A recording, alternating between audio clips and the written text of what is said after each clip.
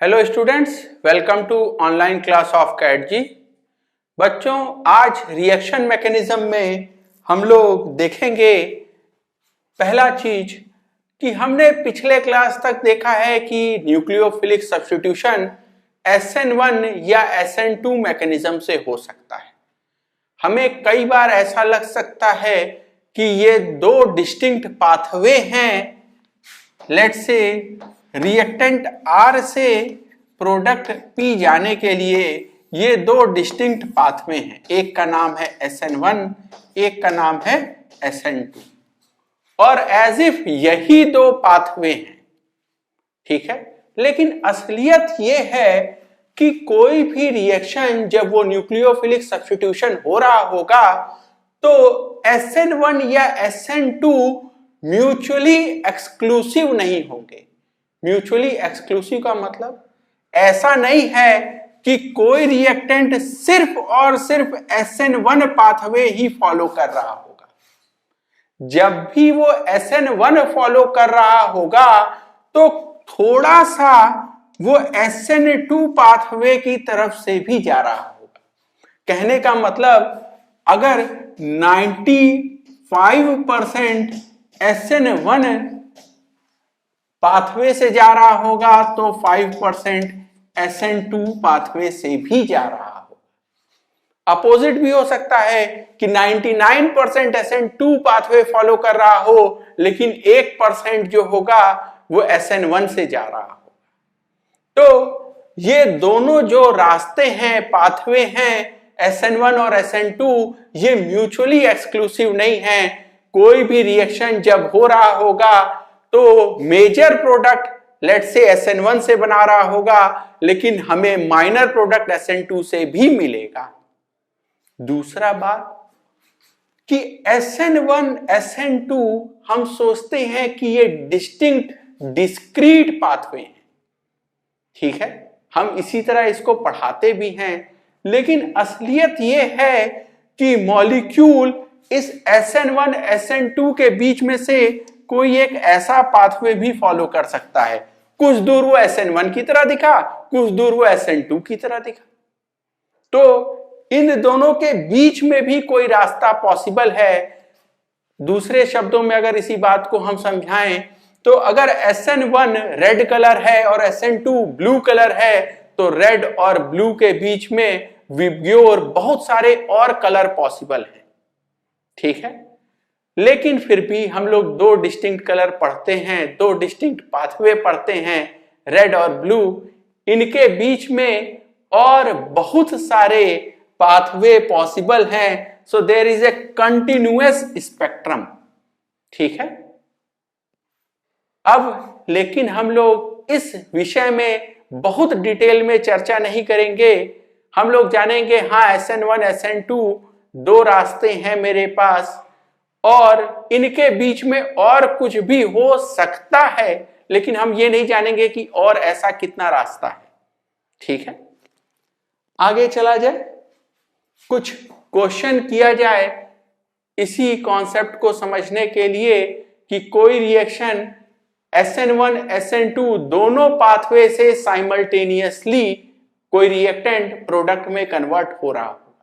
Same product मिल रहा हो ये जरूरी नहीं है। तो इस क्वेश्चन के माध्यम से हम लोग ये बात समझा जाए, देखा जाए ये क्वेश्चन क्या कहता है। This says when S2 क्लोरोपेंटेन, S मतलब हमको एब्सोल्यूट कॉन्फ़िगरेशन बता रहा है रिएक्टेंट का, कैपिटल R है या कैपिटल S है, और मुझे डायग्राम बना के दिखा भी दिया, ठीक है।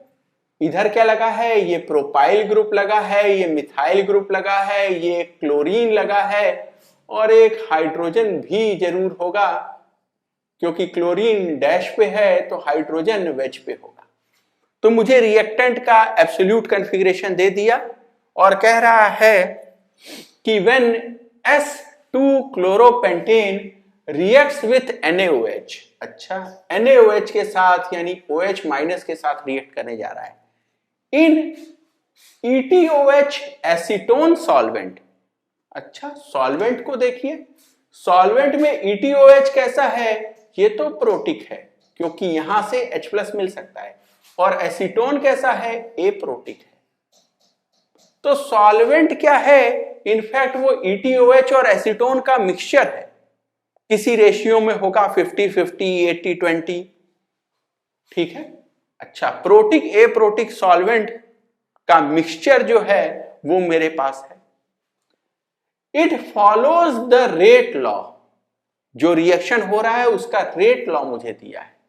So rate of reaction is given as this plus this. अब आप देखिए रेट लॉ देख के अगर आप सिर्फ इतने हिस्से को देखें तो आपको क्या दिख रहा है, इस रेट लॉ में आपको Rx भी दिख रहा है, OH माइनस न्यूक्लियोफाइल भी दिख रहा है, this raise to the power 1, this raise to the power 1। Order क्या दिख रहा है, ऑर्डर दिख रहा है 2, 1 + 1 2। इसका मतलब क्या है, ये SN2 रिएक्शन है, ठीक है। SN2 reaction by molecular nucleophilic substitution is second order reaction. तो ये SN2 रिएक्शन, ठीक है। और ये नीचे वाले को देखिए, यहां सिर्फ आपको एक ही कंसंट्रेशन दिख रहा है किसका, Rx का, यानी this is Rx raise to the power 1। इसका ऑर्डर कितना है, ऑर्डर इज 1, यानी ये SN1 रिएक्शन है। अच्छा, रेट जो है दिस प्लस दिस, इसका मतलब क्या हुआ, इसका मतलब ये है कि ये रिएक्शन SN1 पाथवे भी फॉलो कर रहा है और SN2 पाथवे भी फॉलो कर रहा है, ठीक है। क्वेश्चन समझ में आया आपको। आगे देखिए पूछ क्या रहा है, it says calculate the percentage of SN1 product, percentage of SN1 product, यानी SN1 पाथवे से जो प्रोडक्ट बन रहा है उसका परसेंटेज कितना है। Given concentration of OH minus is 1.5 molar.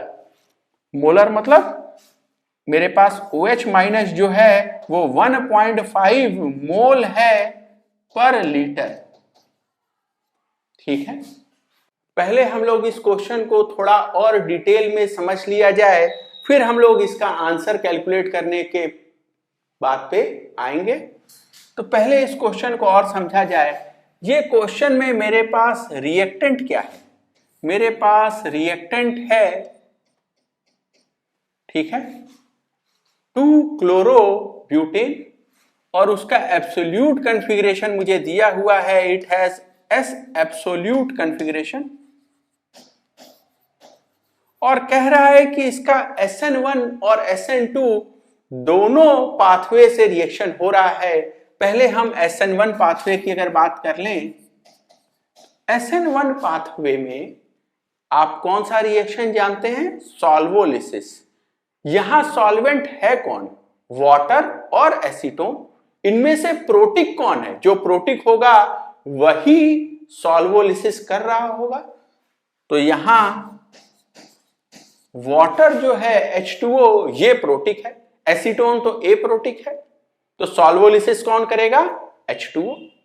तो बेसिकली इसका हाइड्रोलिसिस हो रहा है, SN1 पाथवे से यही रिएक्शन हो रहा होगा। अगर SN1 पाथवे से यही रिएक्शन हो रहा है इसका, उस केस में प्रोडक्ट क्या मिलेगा मुझे। तो सबसे पहले मेरे पास बन जाएगा SN1 रिएक्शन अगर मुझे कराना है तो chlorine in form of Cl- बाहर निकल जाएगा, कार्बोकेटाइन बन जाएगा। इस कार्बोकेटाइन पे H2O न्यूक्लियोफाइल और वही सॉल्वेंट है अटैक करेगा और क्या बनाएगा, प्रोटोनेटेड एल्कोहल बनाएगा। प्रोटोनेटेड एल्कोहल का फिर डीप्रोटोनेशन होगा, फाइनली मुझे एल्कोहल प्रोडक्ट मिलना है। ध्यान दीजिएगा SN1 रिएक्शन है, कार्बोकेटाइन एक प्लेनर स्पीशीज है, इसलिए आपको मिलने वाला जो प्रोडक्ट है वो रेसमिक मिलेगा।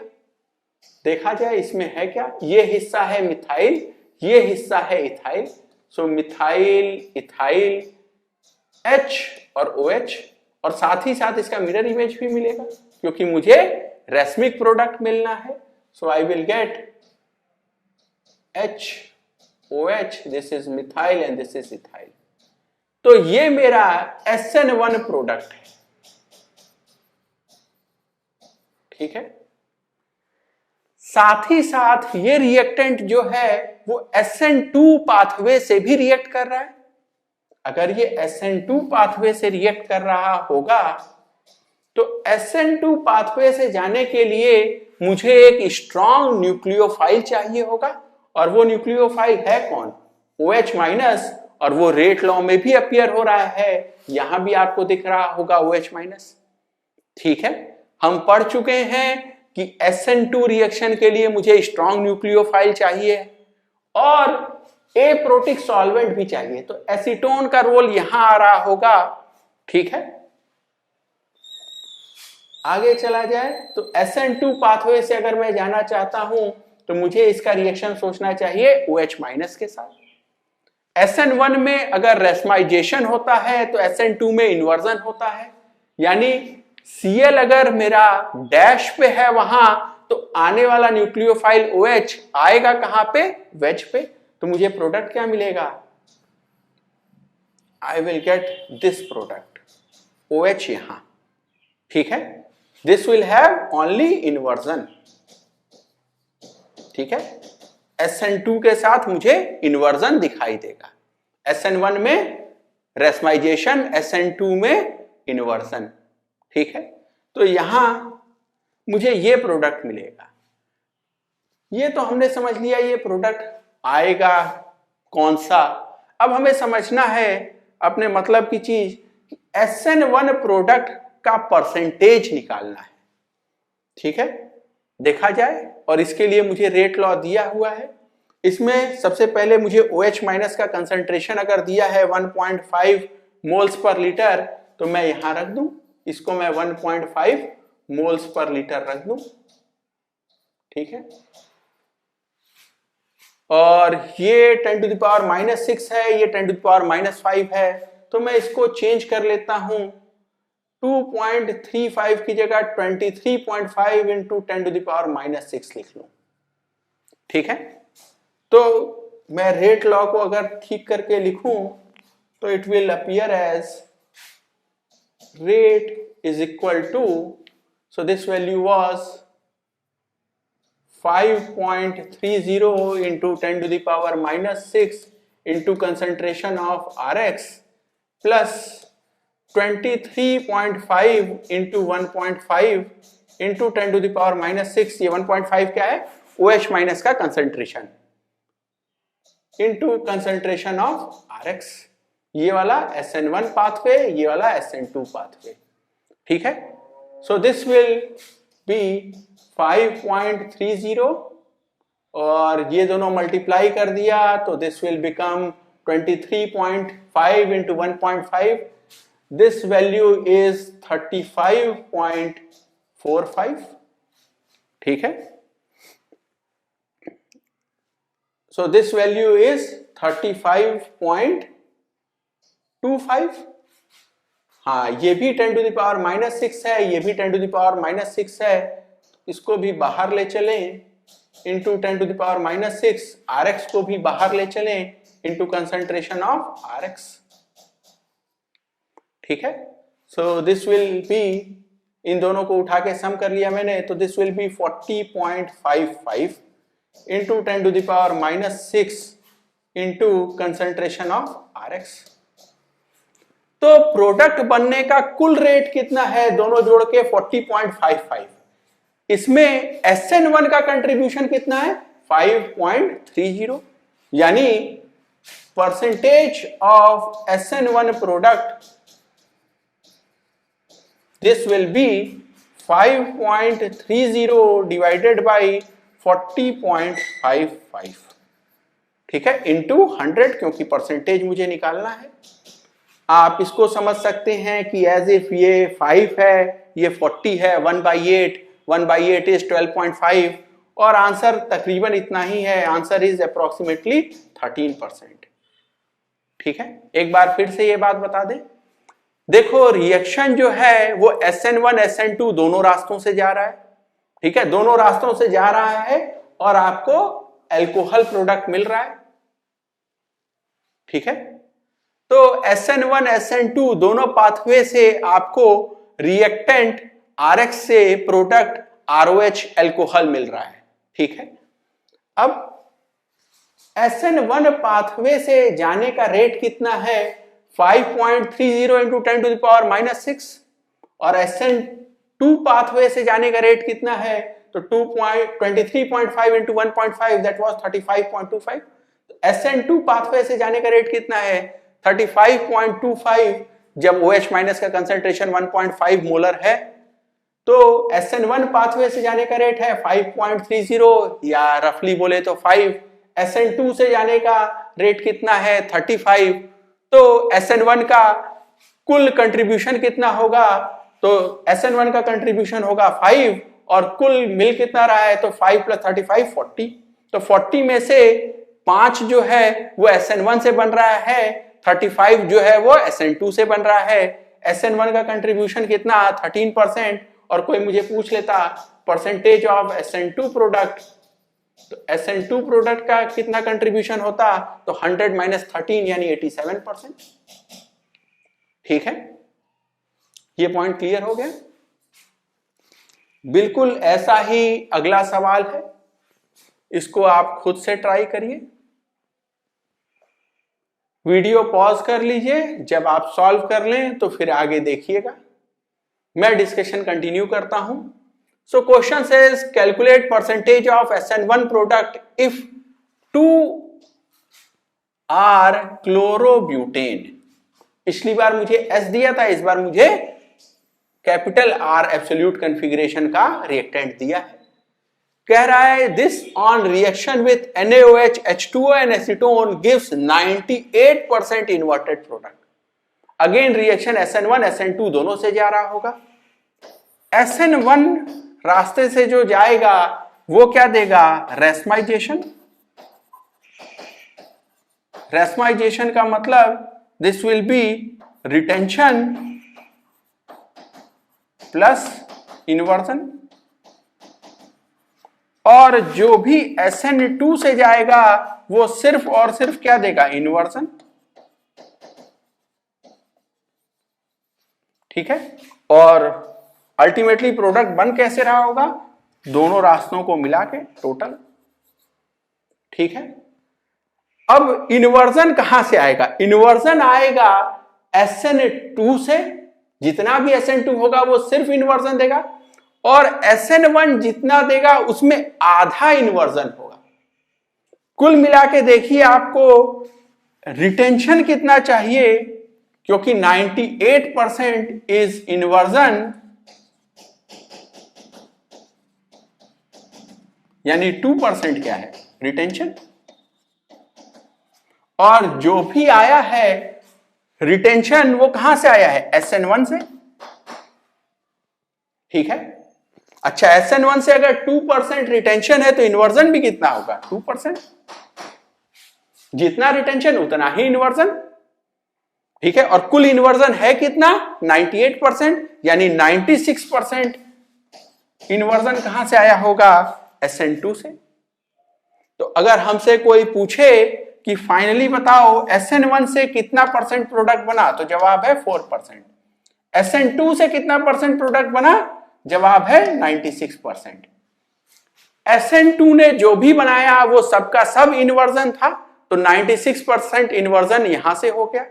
SN1 ने जो भी बनाया उसका आधा इन्वर्जन था आधा रिटेंशन था, यानी अगर 4% SN1 से आया है तो उसका आधा 2% इन्वर्जन और आधा 2% रिटेंशन। इसीलिए रिटेंशन कितना है 2% और इन्वर्जन कितना है इस 4 का आधा 2% यहां से और 96% SN2 से, दोनों मिला के 98%। ठीक है, मुझे कुल इन्वर्जन मिला है। ठीक है, आपको यह सवाल समझ में आया। अब हम लोग बात किया जाए अपने अगले कॉन्सेप्ट की, और वो है एलिमिनेशन रिएक्शन। एलिमिनेशन रिएक्शन क्या होता है? एलिमिनेशन का मतलब है एक बड़े मॉलिक्यूल में से एक छोटा सा हिस्सा टूट के अलग हो जाए, बाहर निकल जाए, एलिमिनेट हो जाए। फॉर एग्जाम्पल ये देखिए, ये एक कंपाउंड है मेरे पास जिसपे ये X और ये Y लगे हुए हैं। एक्स और वाई दोनों बाहर निकल गए, ठीक है, एक्स और वाई दोनों बाहर निकल गए। क्योंकि निकलने वाले एक्स और वाई दोनों एक ही कार्बन पे थे, that's why I will call this as 1,1 elimination और अल्फा एलिमिनेशन, ठीक है। आप देखिए जहां भी एक्स लगा है उसी कार्बन को आप अल्फा कह लीजिए, क्या वाई जहां लगा है वो भी अल्फा पे ही है, तो आप इसको क्या कह सकते हैं, alpha comma alpha elimination, 1,1 elimination या सिंपली अल्फा एलिमिनेशन, ठीक है। इससे हम लोग आगे कभी जब बात करेंगे इसकी तो हम लोग देखेंगे इससे कार्बीन हम बनाते हैं, ठीक है। अगला बात किया जाए, एक्स और वाई अगल बगल के कार्बन पे लगे हैं, जहां एक्स लगा है अगर मैं उस कार्बन को अल्फा कहूं तो उसके बगल का बाजू का कार्बन होगा बीटा कार्बन। अब देखिए एक्स निकला है अल्फा से और वाई निकला है बीटा से, और यही वजह है कि हम लोग इसको कहते हैं बीटा एलिमिनेशन। आप इसको कह सकते हैं अल्फा कॉमा बीटा एलिमिनेशन, क्योंकि अल्फा से एक्स और बीटा से वाई निकला है।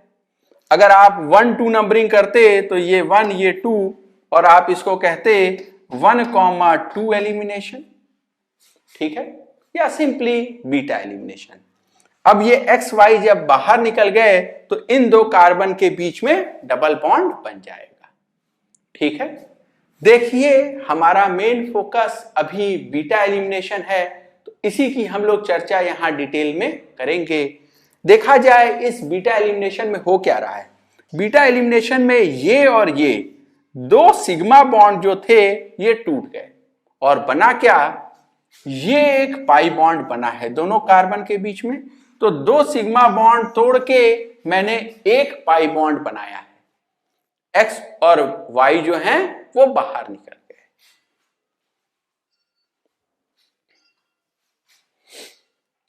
तो हम इसको क्यों कह रहे हैं 1-2 एलिमिनेशन, अल्फा बीटा एलिमिनेशन या सिंपली बीटा एलिमिनेशन, क्योंकि एक्स और वाई निकले हैं फ्रॉम एडजेसेंट कार्बन, अगल बगल के कार्बन से, बाजू के कार्बन से निकले, ठीक है। हमने दो सिग्मा बॉन्ड तोड़ के एक पाई बॉन्ड बना दिया। सिग्मा बॉन्ड मजबूत बॉन्ड होता है, इसको तोड़ने में ज्यादा एनर्जी लगेगी। पाई बॉन्ड जो है ये कमजोर बॉन्ड होता है, इसके बनने से मुझे कम एनर्जी मिलेगी। तो जनरली इस रिएक्शन को एंडोथर्मिक होना चाहिए, delta H should be positive, लेकिन फिर भी मैंने ये शब्द यूज किया है मे बी, ठीक है। इसको हम आगे एक्सप्लेन करेंगे कि क्यों मैं मे बी कह रहा हूं इसको। लेकिन एक बात तो तय है कि डेल्टा एस ये जरूर से पॉजिटिव होगा। क्यों? अरे एक बड़ा मॉलिक्यूल था, उसमें से एक्स वाई तो बाहर निकल गया, ठीक है। एक स्पीशीज से मुझे एक से ज्यादा स्पीशीज मिल गई, ठीक है। एक्स वाई साथ गया होगा, हो सकता है एक्स अलग वाई अलग गया हो, तो मुझे एक बड़े स्पीशीज से जिसमें ये कार्बन स्केलेटन था, एक्स और वाई भी था, इससे मुझे क्या मिल गया, एक तो ये कार्बन वाली स्पीशीज, दूसरा मुझे एक्स कहीं मिलेगा, वाई हो सकता है दोनों अलग अलग, हो सकता है दोनों एक साथ, लेकिन फिर भी एक रिएक्टेंट स्पीशीज से एक से ज्यादा प्रोडक्ट स्पीशीज तो जरूर मिलेगी। इसलिए ये पक्का है कि delta S of this reaction will be positive, और मैं कह सकता हूं कि ये रिएक्शन एंट्रोपी ड्रिवन होगा। एंट्रोपी ड्रिवन का क्या मतलब है, देखिए delta G is equal to delta H minus T delta S. Delta H हो सकता है पॉजिटिव, हो सकता है निगेटिव, ठीक है, लेकिन एक बात जो पक्का है वो है कि डेल्टा एस पॉजिटिव है। डेल्टा एस अगर पॉजिटिव है तो टी डेल्टा एस ये भी पॉजिटिव होगा, और उसके बाहर क्या लगा है, माइनस साइन, यानी माइनस टी डेल्टा एस ये जरूर से निगेटिव है। और अगर मैं टेम्परेचर की वैल्यू बढ़ाता जाऊं तो ये और ज्यादा निगेटिव होता जाएगा, डेल्टा जी और ज्यादा निगेटिव होता जाएगा। इसका मतलब प्रोसेस और ज्यादा स्पॉन्टेनियस होता जाएगा, और इससे मैं कंक्लूड कर सकता हूं कि elimination reaction will be favoured at higher temperature. ठीक है, आपको अगर पुराने लेक्चर की बात याद हो तो हमने बताया था कि एडिशन रिएक्शन उसमें एंट्रोपी कम हो रही होगी, सब्स्टिट्यूशन में एंट्रोपी में बहुत फर्क नहीं पड़ रहा होगा, लेकिन एलिमिनेशन रिएक्शन में एंट्रोपी बढ़ रही है और ये हायर टेम्परेचर पे फेवर्ड होगा। अगर एलिमिनेशन को आप सब्स्टिट्यूशन का कंपटीटर मान लो तो जब टेम्परेचर रूम टेम्परेचर होगा या कम टेम्परेचर होगा तब सब्स्टिट्यूशन हो रहा होगा, क्योंकि हायर टेम्परेचर पे तो एलिमिनेशन फेवर्ड रिएक्शन होगा क्योंकि ये एंट्रोपी ड्रिवन है। इस बात में हम लोग और चर्चा करेंगे जब हम लोग कंपटीशन के बारे में बात करेंगे विद इन वेरियस मैकेनिज्म। तो बहुत सारे रिएक्शन मैकेनिज्म्स के बीच में जब हम कंपटीशन की चर्चा करेंगे तो वहां हम इस पॉइंट पे फिर से जोड़ देंगे। आगे देखा जाए बीटा एलिमिनेशन के बारे में, तो हम जो x और y लिख रहे थे अब हम उसको लिखना चाह रहे हैं हाइड्रोजन और लीविंग ग्रुप। ठीक है, x इज लीविंग ग्रुप और y जो था वो ज्यादातर केसेस में, ठीक है, हाइड्रोजन होता है। अब देखिए ये हमने यूज किया है एक बेस को, ठीक है, ये एक बेस है, ये आएगा और ये जो हाइड्रोजन है इस पे अटैक करेगा। बेस का काम होता है, ठीक है, हाइड्रोजन पे या प्रोटॉन पे अटैक करना। तो ये बेस आएगा, ये हाइड्रोजन पे अटैक करेगा, हाइड्रोजन को H प्लस के फॉर्म में लेके जाएगा, यानी ये जो दोनों इलेक्ट्रॉन हैं, ये इलेक्ट्रॉन पेयर जो है बॉन्ड पेयर का वो यहीं छोड़ जाएगा। ये इलेक्ट्रॉन पेयर मूव करेगा इधर और लीविंग ग्रुप जो है वो पेयर ऑफ इलेक्ट्रॉन्स के साथ बाहर निकलेगा। ठीक है, लीविंग ग्रुप Lg माइनस की तरह बाहर निकल गया,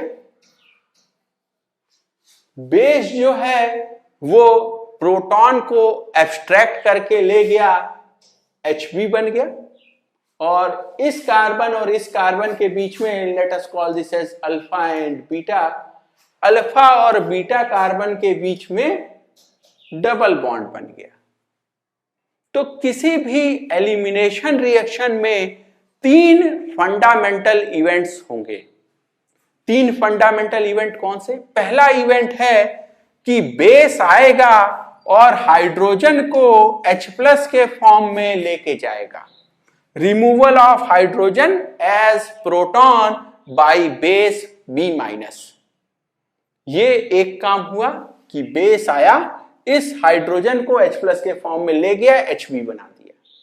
ठीक है, तो ये B माइनस और इधर से प्रोटॉन H प्लस Hb, आपको ये प्रोडक्ट के साइड दिख गया। अगला इवेंट क्या है? Removal of Lg as Lg minus और Lg माइनस डिपार्ट कर जाएगा। ये leaving group pair of electron के साथ बाहर निकल गया Lg माइनस की तरह। तीसरा काम, ये कार्बन और ये कार्बन के बीच में डबल बॉन्ड बन जाना, formation of pi bond between carbon. कौन से कार्बन? अल्फा और बीटा कार्बन। ठीक है, जब ये पाई बॉन्ड बन रहा होगा तो देखिए ये कार्बन पहले sp3 था, ये भी कार्बन पहले sp3 था, इन दो कार्बन का हाइब्रिडाइजेशन भी चेंज हो रहा होगा फ्रॉम sp3 टू sp2। तो दोनों कार्बन का हाइब्रिडाइजेशन चेंज होगा, ये कार्बन जो पहले sp3 थे अब sp2 हो जाएंगे। अब अगली बात, depending upon relative timing of these events. तीन इवेंट थे, इन तीनों इवेंट का रिलेटिव टाइमिंग पे डिपेंड करेगा कि कौन सा मैकेनिज्म होने जा रहा है। अगर ये तीनों इवेंट साइमल्टेनियसली हुए, यानी जब बेस प्रोटॉन को एब्स्ट्रैक्ट कर रहा है, जब लिविंग ग्रुप Lg माइनस की तरह डिपार्ट कर रहा है और कार्बन कार्बन का बॉन्ड फॉर्मेशन ताकि एल्कीन मिल जाए, ये अगर एक साथ हो रहा है तो रिएक्शन होगा E2। ठीक है, तब रिएक्शन होगा E2। अगर इवेंट 2 पहले हो जाए, इवेंट 2 कौन सा? Event 2 is Lg minus depart कर जाए पहले। अगर Lg माइनस पहले डिपार्ट कर गया तो आपको क्या मिल जाएगा? Carbocation R+। देखिए इस बात को, अगर यहां पे Lg माइनस की तरह डिपार्ट कर गया तो प्लस चार्ज यहां आ जाएगा। ठीक है, क्या मिल जाएगा? कार्बोकैटायन। ठीक है, अगर लिविंग ग्रुप पहले डिपार्ट कर गया then there will be formation of carbocation. Carbocation बनने के बाद अगर बेस आया और उसने प्रोटॉन को एब्स्ट्रैक्ट किया और पाई बॉन्ड फिर बना, उस केस में मैकेनिज्म हो जाएगा E1। ठीक है, और अगर इवेंट 1 पहले हो गया, इवेंट 1 क्या था? बेस हाइड्रोजन को एब्स्ट्रैक्ट कर ले जाए। अगर बेस हाइड्रोजन को H+ के फॉर्म में पहले एब्स्ट्रैक्ट कर ले गया, H+ निकल गया तो क्या मिल जाएगा आपको? R-, यानी कार्ब एनायन इंटरमीडिएट फॉर्म हो जाएगा। और कार्ब एनायन बनने के बाद अगर लीविंग ग्रुप Lg- की तरह डिपार्ट किया और पाई बॉन्ड बना, इस केस में रिएक्शन का मैकेनिज्म होगा E1Cp। हम आगे चलेंगे तो आपको बताएंगे इसका नाम E2 क्यों है, E1 क्यों है, इसका नाम E1Cp क्यों है। तो हम लोग धीरे धीरे इनको पढ़ा जाएगा आगे अपने लेक्चर्स में। सबसे पहले हम लोग यहां आज पढ़ने जा रहे हैं E2 मैकेनिज्म। देखा जाए इसका नाम E2 क्यों पढ़ा? E stands for elimination and 2 stands for bimolecular. Bimolecular कहने का मतलब मॉलिक्यूलरिटी ऑफ RDS इज 2। ठीक है, आपको पता है किसी कॉम्प्लेक्स रिएक्शन में मॉलिक्यूलरिटी डिफाइन करना सही चीज नहीं है, लेकिन E2 ये तो सिंगल स्टेप रिएक्शन है। ठीक है, एलिमेंट्री रिएक्शन है। कभी E1 या E1Cp में ऐसा हो भी सकता है, ठीक है, जैसे SN1 में हुआ था कि कॉम्प्लेक्स रिएक्शन हो, लेकिन वहां हम इस बात को डिस्कार्ड करते हुए कि कॉम्प्लेक्स रिएक्शन में मॉलिक्यूलरिटी नहीं डिफाइन करनी चाहिए, नहीं बोलनी चाहिए, हम फिर भी इन शब्दों का इस्तेमाल करते रहेंगे। फिर से समझा जाए, E2 means molecularity of RDS is 2। E2 is a single step reaction। ठीक है, एलिमेंट्री रिएक्शन है, कॉन्सर्टेड प्रोसेस है। कॉन्सर्टेड क्यों? क्योंकि आपको पता है 3 इवेंट होने हैं और तीनों इवेंट एक साथ हो रहे हैं। तीनों इवेंट एक साथ हो रहे हैं, इसीलिए हम इसको कॉन्सर्टेड प्रोसेस कह रहे हैं। SN2 को भी हमने कॉन्सर्टेड प्रोसेस कहा था। क्योंकि ये सिंगल स्टेप रिएक्शन है, इसीलिए सिर्फ एक ट्रांजिशन स्टेट बनेगा और कोई इंटरमीडिएट नहीं बनेगा। ठीक है, आगे चला जाए, देखा जाए यहां ट्रांजिशन स्टेट कैसा होता है। तो E2 रिएक्शन में होगा क्या? ये बेस आएगा, ये हाइड्रोजन पे अटैक करेगा। ठीक है, ये जो बॉन्ड पेयर है वो इस तरफ माइग्रेट कर रहा होगा और Lg- की तरह बाहर निकल रहा होगा। ठीक है, और ये प्रोडक्ट मिल रहा होगा। ट्रांजिशन स्टेट कैसा दिखेगा? ट्रांजिशन स्टेट में ये तीनों इवेंट होते हुए दिखेंगे। पहला इवेंट कौन सा? बेस का हाइड्रोजन पे अटैक। ठीक है, तो बेस और हाइड्रोजन के बीच में ये बॉन्ड फॉर्म होते हुए दिखेगा आपको। दूसरा इवेंट कौन सा? दूसरा इवेंट है आपका Lg का Lg- के फॉर्म में बाहर निकलते हुए, तो ये बॉन्ड टूटते हुए आपको दिखेगा। ठीक है, अच्छा, ये हाइड्रोजन को H+ के फॉर्म में बाहर निकलना है, तो ये बॉन्ड जो है ये भी ब्रेक हो रहा होगा, ये बॉन्ड ये भी ब्रेक हो रहा है। और तीसरा इवेंट क्या है, कार्बन कार्बन के बीच में पाई बॉन्ड बनते हुए ये वाला बॉन्ड आपको फॉर्म होते हुए दिखेगा। तो देखिए ये बॉन्ड फॉर्म हो रहा है, ये ब्रेक हो रहा है, ये फॉर्म हो रहा है, ये ब्रेक हो रहा है। ठीक है, कई सारे बॉन्ड का फॉर्मेशन और उनका बॉन्ड का ब्रेकिंग एक साथ हो रहा है, साइमल्टेनियस हो रहा है, इसीलिए मैं इसको एक कंसर्टेड प्रोसेस कह रहा हूं।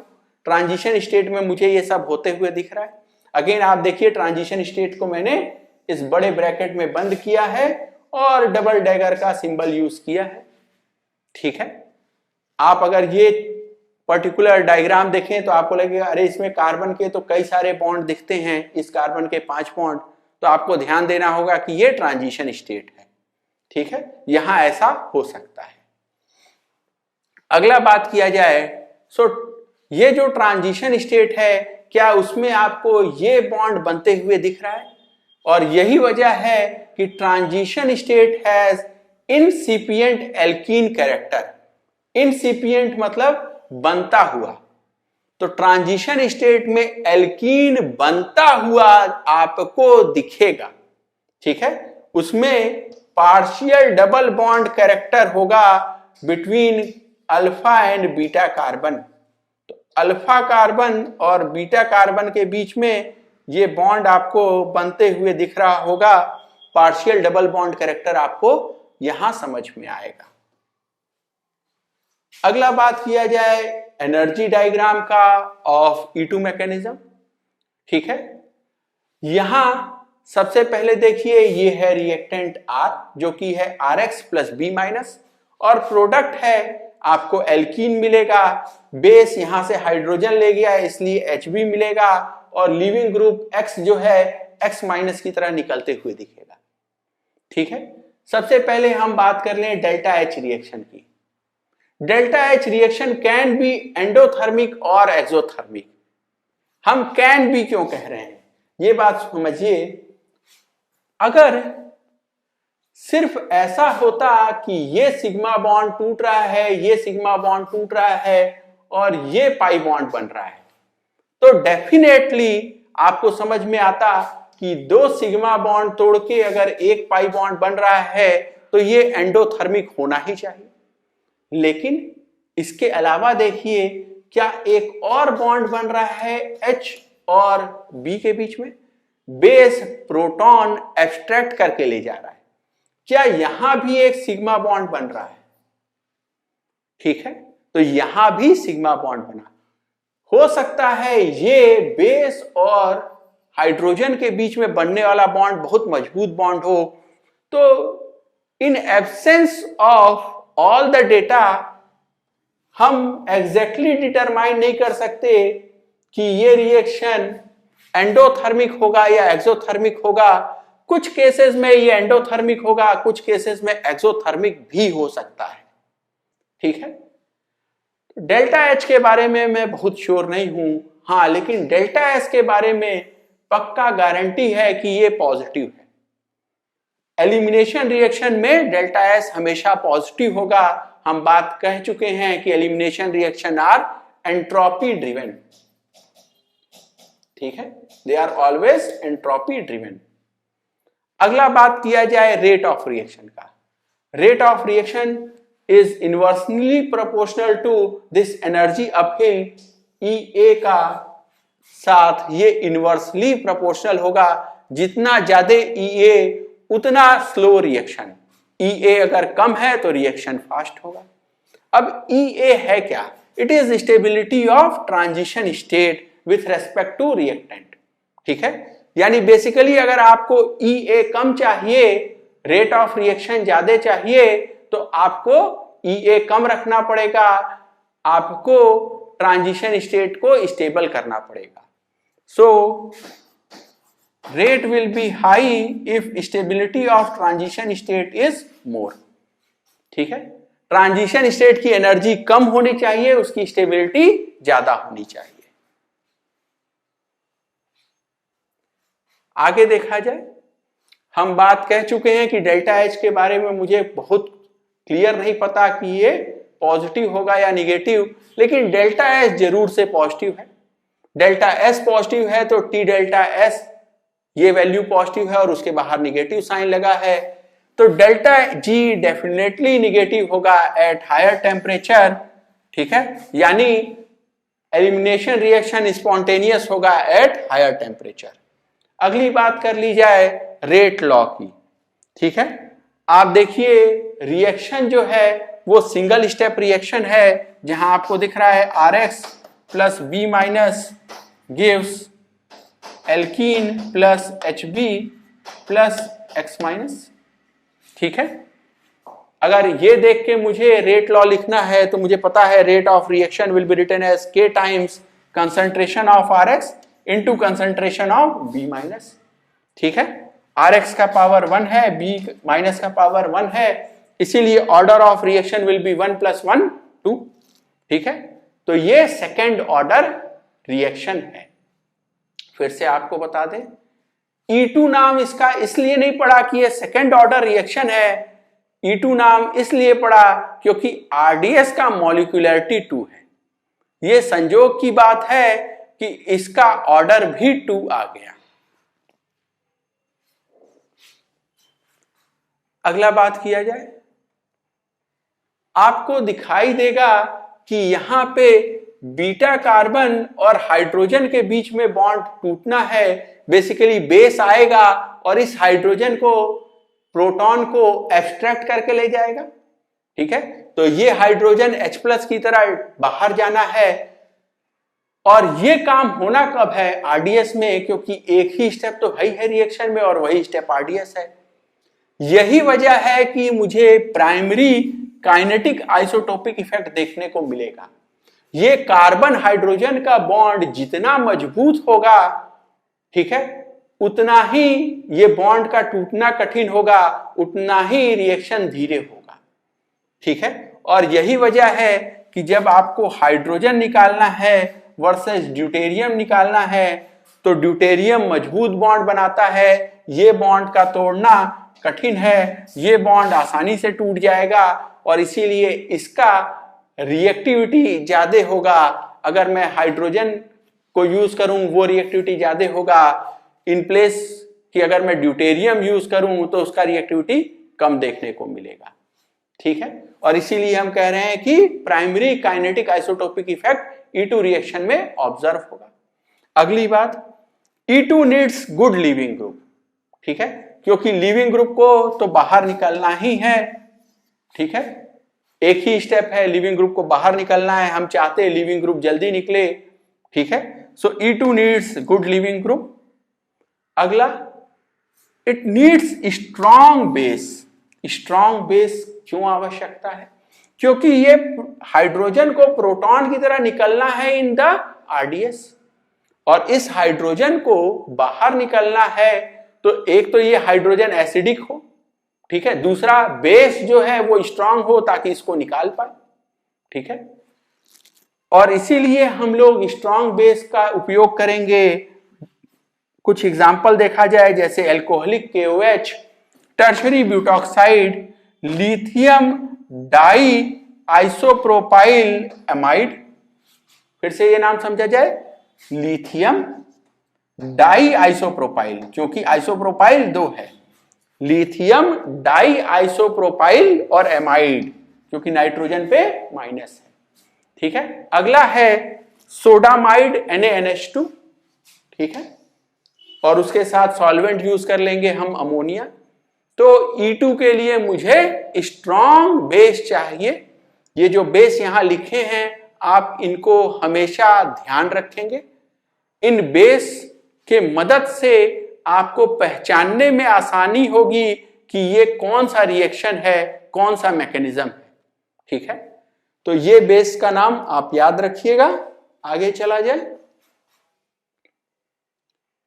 Next point is E2 gives alkene product and transition state has incipient alkene character, यानी ट्रांजिशन स्टेट में कार्बन कार्बन के बीच में पार्शियल डबल बॉन्ड बनने लगता है, वो एल्कीन की तरह दिखने लगता है, और यही वजह है कि more stable alkene product is major.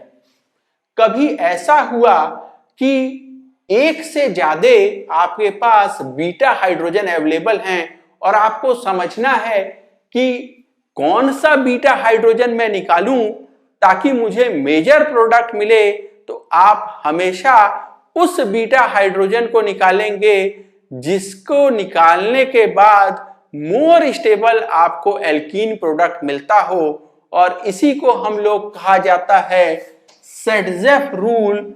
ठीक है, और ये फॉरेन साइंटिस्ट हैं इसलिए इनके नाम की स्पेलिंग इंग्लिश में दो है, सेटजेफ एंड जेडसेव। ठीक है, तो ये बेसिकली दोनों एक ही चीज है, सेटजेफ और जेडसेव। समझा जाइए क्या कह रहे हैं। तो ये सेटजेफ रूल क्या कहता है, ये देखिए, ये है ब्रोमीन, यही लिविंग ग्रुप है। ठीक है, जहां आपको लिविंग ग्रुप दिख गया उस कार्बन को कह दीजिए अल्फा, और अल्फा के बगल वाला कार्बन बीटा। कौन कौन यहां बीटा है, अल्फा के इस साइड गए तो ये भी बीटा है, और इस साइड गए तो ये भी बीटा है। ठीक है, पहचानने के लिए हम इसको बीटा 1, इसको बीटा 2 कह दे। अब हमारे पे सवाल ये है कि दो दो बीटा हाइड्रोजन यहां अवेलेबल हैं। अल्फा से तो मैं ब्रोमीन को हटा दूंगा, कौन से बीटा वाले से हाइड्रोजन हटाएं, ठीक है, और कौन सा एल्कीन प्रोडक्ट बनाएं।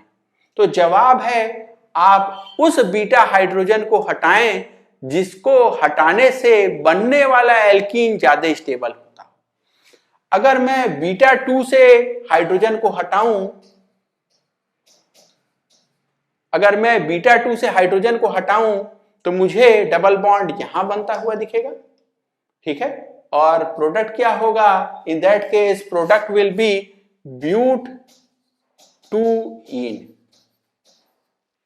ठीक है, और अगर मैं बीटा 1 से हाइड्रोजन को हटाऊं तो डबल बॉन्ड यहां बनेगा, डबल बॉन्ड यहां बनेगा तो प्रोडक्ट बनेगा क्या, ब्यूट 1इन।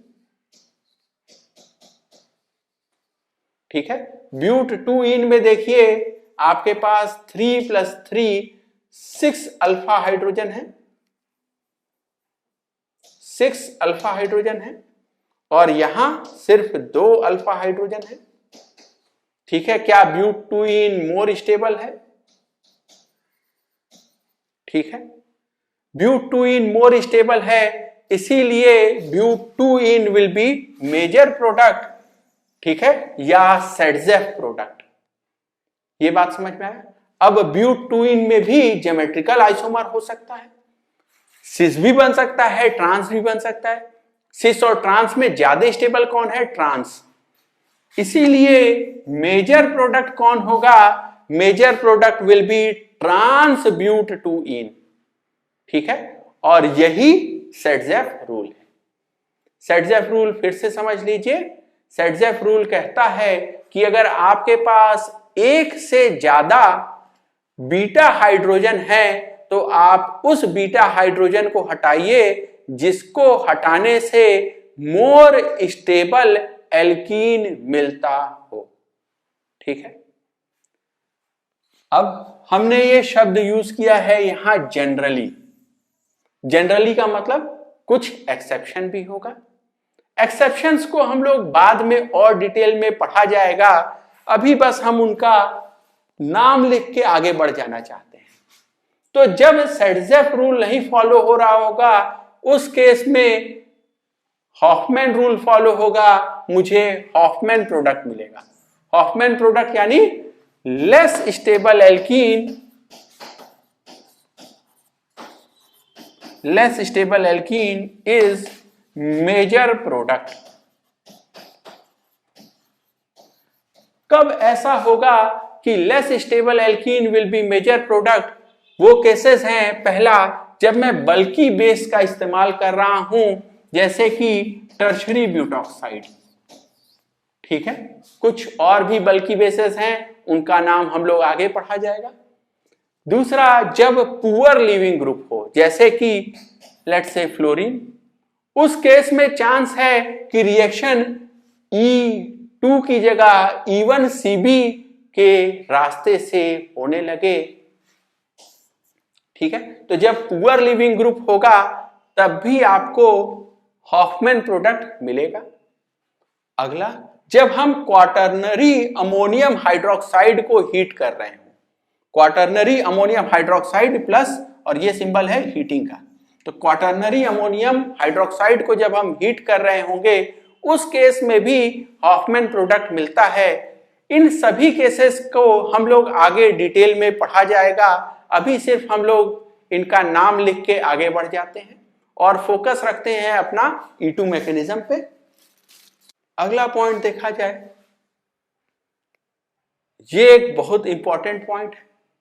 देखिए, E2 मैकेनिज्म से आपको एल्कीन मिलता है, there is pi bond formation in the product, और इसीलिए जरूरी है कि जो हाइड्रोजन और लीविंग ग्रुप बाहर निकल रहे हैं वो लोग एक ही प्लेन में हो। तो जरूरी है कि हाइड्रोजन और लीविंग ग्रुप एक ही प्लेन में हो, they need to be planar. ठीक है, अब अगला बात किया जाए। देखिए, ये है कार्बन 1 और ये है कार्बन 2। कार्बन 1 पे है लीविंग ग्रुप और कार्बन 2 पे है हाइड्रोजन। ठीक है, इसी को आप चाहें तो इसको कह सकते हैं अल्फा, इसको कह सकते हैं बीटा। तो अल्फा और बीटा, अल्फा पे लीविंग ग्रुप, बीटा पे हाइड्रोजन। जरूरी क्या है कि लीविंग ग्रुप और हाइड्रोजन एक ही प्लेन में हो, क्योंकि इनके बाहर जाने के बाद लीविंग ग्रुप का Lg- की तरह, हाइड्रोजन का प्रोटॉन की तरह बाहर जाने के बाद अल्फा और बीटा कार्बन्स के बीच में पाई बॉन्ड बनना है, इसलिए इनका एक प्लेन में होना जरूरी है। ये लोग एक प्लेन में कैसे हो सकते हैं? या तो लीविंग ग्रुप और हाइड्रोजन जो हैं वो एक्लिप्ट हो जाएं, या दूसरा तरीका है कि लीविंग ग्रुप और हाइड्रोजन ये एंटी हो जाएं। ठीक है, तो एक प्लेन में होने का दो तरीका है, या तो आप एंटी पेरीप्लेनर हो जाएं, बेसिकली लीविंग ग्रुप और हाइड्रोजन एंटी पोजीशन पे, और स्टैगर्ड कन्फॉर्मेशन में, और या तो वो सिन हो जाएं और एक्लिप्स्ड कॉन्फॉर्मेशन में रहे। अब आपको पता है कि आपका रिएक्टिविटी ज्यादा तभी होगा जब आपका ट्रांजिशन स्टेट जो है वो स्टेबल हो। आपको पता है कि staggered conformation is more stable, क्योंकि एक्लिप्स जो होगा उसमें बॉन्ड पेयर में रिपल्शन होता है। ठीक है, इसके वजह से टॉर्शनल स्ट्रेन होता है। तो यहां तो टॉर्शनल स्ट्रेन है और यही वजह है कि ये लेस स्टेबल है। लेस स्टेबल है यानी एनर्जी ज्यादा है। आप क्या चाहते हैं कि ट्रांजिशन स्टेट जो है वो मोर स्टेबल हो, और यही वजह है कि सिन पेरीप्लेनर नहीं होता है। ठीक है, एंटी पेरीप्लेनर जो है वो प्रीफर किया जाता है। तो सिन पेरीप्लेनर में ट्रांजिशन स्टेट की एनर्जी ज्यादा होगी, इसीलिए हम लोग E2 जो है वो एंटी पेरीप्लेनर, ठीक है, एंटी पेरीप्लेनर स्टैगर्ड कॉन्फॉर्मेशन के साथ कराते हैं। अगर फिर भी आप हमसे पूछ लें कि क्या जरूरी है कि हमेशा एंटी पेरीप्लेनर ही होगा E2, क्या कभी भी सिन पेरीप्लेनर हो ही नहीं सकता? तो इसका जवाब है कि हमने पीछे लिखा था जनरली। ठीक है, हां, E2 सिन पेरीप्लेनर भी हो सकता है। ऐसा तब होगा जब एंटी पेरीप्लेनर बनाने में आप उसको स्टैगर्ड कॉन्फॉर्मेशन ले जाने में आपको कहीं ज्यादा एनर्जी लगती हो। ऐसा कब होगा कि स्टैगर्ड कॉन्फॉर्मेशन जाने में ज्यादा एनर्जी लगेगा?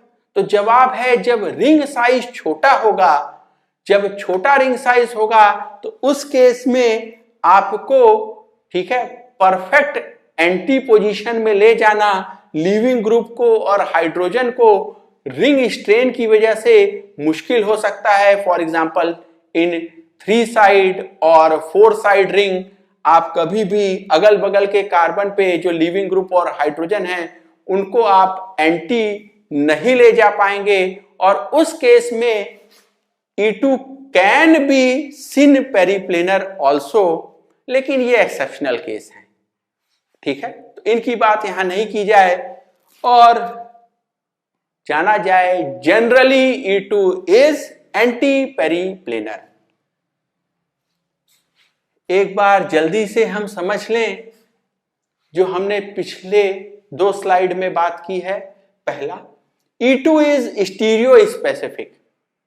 हमने स्टीरियो केमिस्ट्री की बात की, हमने कहा कि E2 is anti periplanar transition state के थ्रू E2 होगा।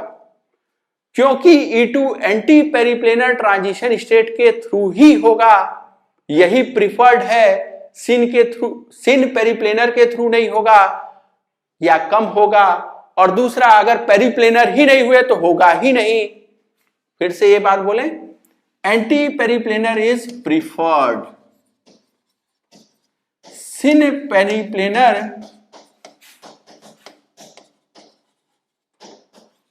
सम केसेस हो सकता है। क्या ऐसा हो सकता है कि प्लेनर ही ना हो? तो जवाब है नहीं। अगर प्लेनर नहीं होगा तब तो होगा ही नहीं। तो पेरिप्लेनर होना तो जरूरी है। किसका पेरिप्लेनर होना? लीविंग ग्रुप का और हाइड्रोजन का, उनका एक प्लेन में आना ये तो जरूरी है। सिन के साथ कभी कभी काम चल सकता है, मोस्टली आपको एंटी पेरिप्लेनर ही देखने को मिलेगा। तो ये बात हो गई स्टीरियो केमिस्ट्री की। ठीक है, हम क्यों इसको स्टीरियो स्पेसिफिक कह रहे हैं, ये अगले क्लास में हम लोग कुछ क्वेश्चन के थ्रू इस बात को और डिटेल में समझेंगे। तो स्टीरियो केमिस्ट्री की ये बात हो गई। दूसरी बात मुझे करनी है रीजियो सेलेक्टिविटी की। आपने देखा कि हमने कहा कि ट्रांस ब्यूट 2इन या ब्यूट 2इन इज मेजर प्रोडक्ट, ब्यूट 1इन इज माइनर प्रोडक्ट। तो हम किसकी बात कर रहे थे? रीजियो सेलेक्टिविटी की। हम बात कर रहे थे कि डबल बॉन्ड कहां बनेगा, ब्यूट 2इन बनेगा कि ब्यूट 1इन बनेगा, कौन सा मेजर होगा। यानी हमने बात किसकी की है? रीजियो सेलेक्टिविटी की। हमने बात की है सेटजेफ प्रोडक्ट हम बनाएंगे। ठीक है, तो E2 का रीजियो सेलेक्टिविटी है कि इट विल गिव सेटजेफ प्रोडक्ट। एक लास्ट बात कर ली जाए रिएक्टिविटी की। तो देखिए, सबसे पहले आपको बढ़िया लीविंग ग्रुप चाहिए E2 के लिए, इसीलिए रिएक्टिविटी का ऑर्डर होगा Ri will be more reactive than RBr than RCl। और हमने कहा RF जो है इस केस में तो F इतना पुअर लिविंग ग्रुप है कि हो सकता है E2 हो ही ना। ठीक है, अगला देखा जाए, हमने बात की कि यहां प्राइमरी काइनेटिक आइसोटोपिक इफेक्ट देखने को मिलेगा। यानी अगर आप हाइड्रोजन की जगह ड्यूटेरियम, ठीक है, इस्तेमाल करते हैं तो रिएक्टिविटी कम हो जाएगी, क्योंकि कार्बन हाइड्रोजन का बॉन्ड कमजोर है, कार्बन ड्यूटेरियम का बॉन्ड जो है कंपैरेटिवली मजबूत है। अंतिम बात की जाए, 3 डिग्री एल्किल हैलाइड के साथ रिएक्टिविटी ज्यादा होगी 2 डिग्री एल्किल हैलाइड के साथ, 1 डिग्री एल्किल हैलाइड के साथ, और CH3X के साथ तो रिएक्शन E2 हो ही नहीं सकता। क्यों नहीं हो सकता? यहां देखो, हेलोजन जिस कार्बन से लगा है वो अल्फा कार्बन, बीटा कार्बन ही नहीं है, बीटा हाइड्रोजन ही नहीं है, बीटा हाइड्रोजन नहीं है। यही वजह है, जब बीटा हाइड्रोजन नहीं तो एल्कीन किससे बनाइएगा? ठीक है, और यही वजह है कि E2 होगा ही नहीं। अब जितना ज्यादा स्टेबल एल्कीन उतना ज्यादा रिएक्टिविटी। 3 डिग्री RX के साथ आप जो एल्कीन बनाएंगे वो ज्यादा स्टेबल बनेगा, क्योंकि वो मोर सब्स्टिट्यूटेड होगा, उसमें ज्यादा अल्फा हाइड्रोजन होने के चांसेस हैं। ठीक है, तो स्टेबिलिटी ऑफ एल्कीन के हिसाब से 3 डिग्री RX का रिएक्टिविटी इन जनरल ज्यादा होगा 2 डिग्री RX से, और सबसे कम रिएक्टिविटी होगा 1 डिग्री RX का। This was all about E2 mechanism. अगले क्लास में हम लोग समझा जाएगा कि इसका स्टीरियो केमिस्ट्री, ठीक है, क्यों हम इसको स्टीरियो स्पेसिफिक कह रहे हैं, और थोड़ी बात और की जाएगी उसके रीजियो सेलेक्टिविटी पे। ठीक है, और उसके आगे के मैकेनिज्म पढ़ा जाएगा। With this we end for today. Thank you.